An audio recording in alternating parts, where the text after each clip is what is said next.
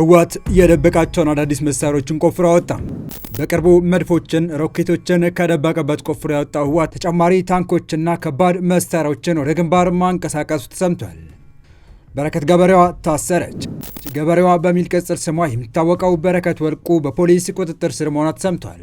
ከስሩ ጀርባ የተሰማውን መረጃ ይዘናል።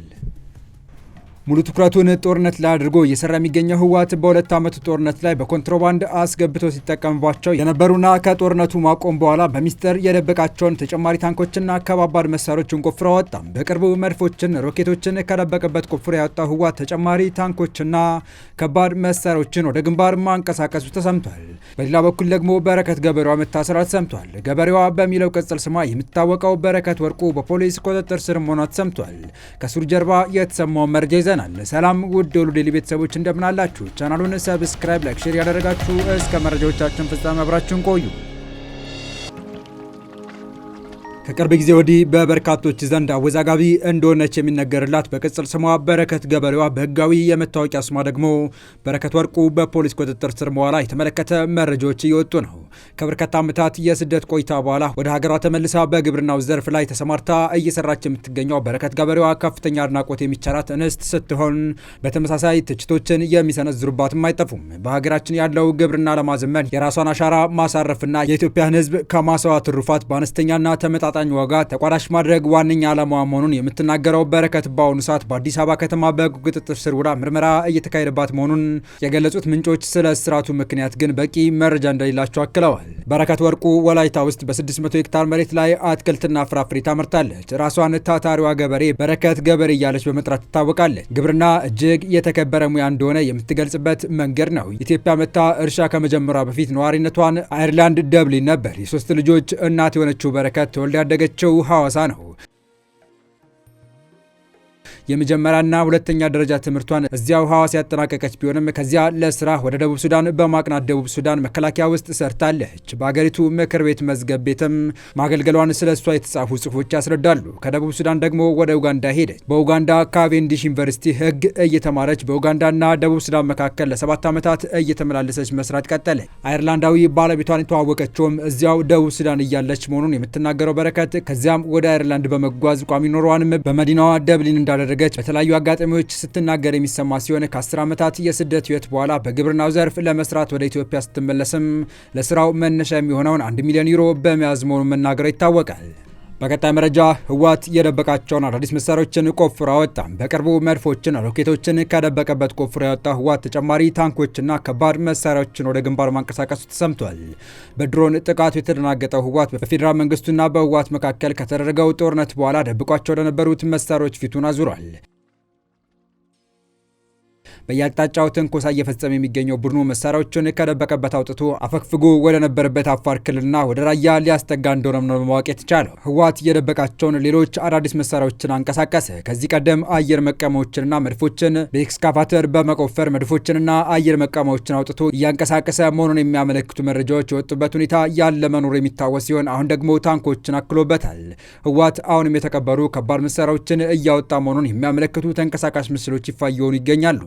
ከዚህ ቀደም መድፎችንና አየር መቃወሚያዎችን በኤክስካቫተር ተቆፍሮ ሲወጡ የታዩ ሲሆን ከሰሞኑ ደግሞ ታንኮች ሳይቀር አካባቢው በትክክል ካልታወቀ ቦታ እንዲወጡ ተደርገው እየተንቀሳቀሱ መሆኑን የሚያመለክቱ መረጃዎች በቪዲዮ ደረጃ በስፋት እየተሰራጩ ይገኛሉ። መሳሪያዎቹ ሲቀበሩ በከባድ ሚስጥር ተይዞ የነበረ ቢሆንም አሁን ላይ መሳሪያዎቹ ከተቀበሩበት ሲወጡ በፎቶና በተንቀሳቃሽ ምስል ጭምር ማስረጃ እየያዘ የሚያጋልጥ በስቷል የሚሉት የመረጃ ምንጮች ምክንያቱም ጦርነት ጠል ትውልድ ትግራይ ላይ ከመፈጠሩ ጋር የተያያዘ መሆኑን እየገለጹ ሲሆን ጦርነትን ኖሮበትና አልፎበት ከሞት የተረፈው የትግራይ ወጣትና ህዝብ ወደ ሌላ አሰቃቂ ጦርነት ለመግባት ፍላጎት እንደሌለው አመላካች ነው እየተባለ ይገኛል። ከሳምንት በፊት ወደ አፋር ድንበር ሰብሮ በመግባት ጥቃት ከፍቶ የነበረው ህወሓት ይዟቸው የገቡት ታንክና ተሳቢዎች ሙሉ በሙሉ በሚባል ደረጃ በአየር ኃይል በድሮን በተወሰደባቸው ጥቃት ከወደሙ በኋላ የተደናገጠው ህወሓት ፊቱን ቆፍሮ ወደ ቀበራቸው መሳሪያዎች በማዞር በሚስጥር የደበቃቸውን መሳሪያዎች በግላጭ ወደ ማውጣት አምርቷል። ቡድኑ የተቀበሩ ከባድ መሳሪያዎችን እያወጣ ወደ አፋርና አማራ ክልል እያስጠጋ መሆኑን የሚጠቅሱት ምንጮች አሁንም ህዝቡን ወደ ተጨማሪ ኪሳራና ውድቀት የሚጋብዝ እንቅስቃሴውን ማጠናከሩን አክለው ገልጸዋል። በፕሪቶሪያው ስምምነት መሰረት ህወሓት ከባድ መሳሪያዎችን ለፌዴራል መንግስቱ ማስረከብ እንዲሁም በሁለት ዓመታቱ ጦርነት ወቅት የተሳተፉ በመቶ ሺዎች የሚቆጠሩ ታጣቂዎችን ደግሞ በታድሶ ሂደት ውስጥ እንዲያልፉ አድርጎ ትጥቅ እንዲፈቱ ማድረግ ይጠበቅበት ነበር። ሆኖም የተጀመረው ታጣቂዎችን ትጥቅ የማስፈታት ሂደት የተቋረጠ ሲሆን ህወሓት እንደውም ስምምነቱን ያስቀመጣቸውን ክልከላዎች በመተላለፍ ተጨማሪ ታጣቂዎችን አሰልጥኖ እያስመረቀም ይገኛል። የታጣቂዎችን ስልጠና ምርቃን በተመለከተ የክልሉ መገናኛ ብዙሃን ሳይቀር ሽፋን ሲሰጡትም ይታያል። ከዚህ ውጭም ከተወሰኑ ጊዜያት ወዲህ ደግሞ በተለያዩ ቦታዎች በሚስጥር ተቀብረዋል የተባሉ ከባድ መሳሪያዎች እየተንቀሳቀሱ ይታያሉ። አንዳንድ ሾልከው የሚወጡ ተንቀሳቃሽ ምስሎች እነዚህን ሁኔታዎች እያሳዩ ሲሆን እስካሁን ባለው ሁኔታ በዚህ ዙሪያ ህወሓት ያለው ምንም ነገር የለም። በፌዴራል መንግስት በኩል የጦር ኃይሎች ጠቅላይ ኤታማዦር ሹም ፊልድ ማርሻል ብርሃኑ ጁላ ከዚህ ቀደም ባደረጉት አንድ ንግግራቸው የደበቃችሁትን ታንክና መድፍ ማስረከብ አለባችሁ ሲሉ ግልጽ ጥሪ ማድረጋቸው የሚታወስ ነው።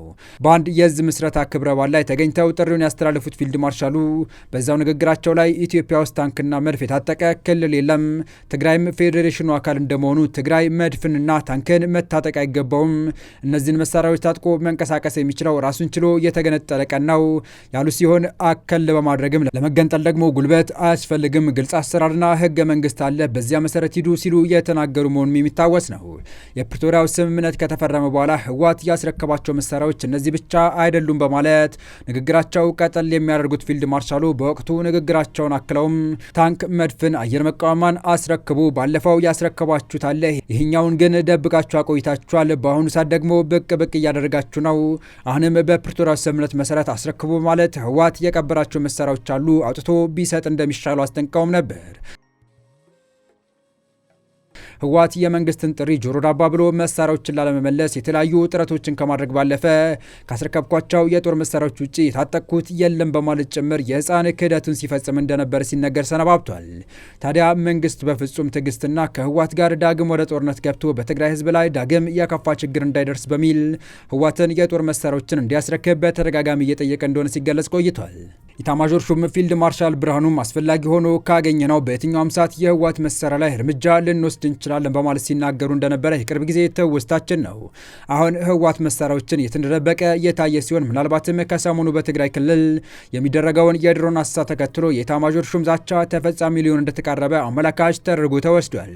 ይህ በእንዲህ እንዳለ ታዲያ ሰሞኑን ስብሰባ ላይ ከረመው የህወሓት ማዕከላዊ ኮሚቴ ባወጣው መግለጫ ፌዴራል መንግስቱን በመክሰስ የአፍሪካ ህብረት የፕሪቶሪያው ግጭት ማቆም ስምምነት አደራዳሪ አካላት በአስቸኳይ ይሰብሰቡልኝ በማለት ጥሪውን አስተላልፏል። ፌዴራል መንግስቱ የታጠቁ ቡድኖችን በማደራጀትና በማስታጠቅ የግጭት ማቆም ስምምነቱን ጥሷል በማለት የከሰሰው የህወሓት መግለጫ መንግስት ተጨማሪ ጥፋት ከሚያስከትል ሌላ ዙር ጦርነት እንዲቆጠብ በግጭት ማቆም ስምምነት መሰረት ግዴታውን ለመወጣት ከህወሓትና ከትግራይ ጊዜያዊ አስተዳደር ጋር በመተባበር መስራት ይገባዋል ሲልም አሳስቧል።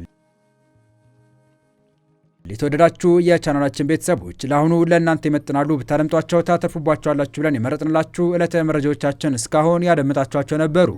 በተመሳሳይ ሀገራዊና ቀጠናዊ ጉዳዮች እንዲሁም ዓለም አቀፋዊ ጂኦፖለቲካ፣ ወታደራዊና አነጋጋሪ ክስተቶችን ለበለት ተከታትለን በትኩስ ይዘን እንደምንቀርብ እያሳወቅን የቻናሉ ቤተሰብ ካላችሁ ሰብስክራይብ፣ ቪዲዮን ላይክና ሼር በማድረግ ተደራሽነታችን ታሰፉ ዘንድ አክብሮታዊ ግብዣችን ነው። አበቃን። ሰናይ ጊዜን ተመኘን።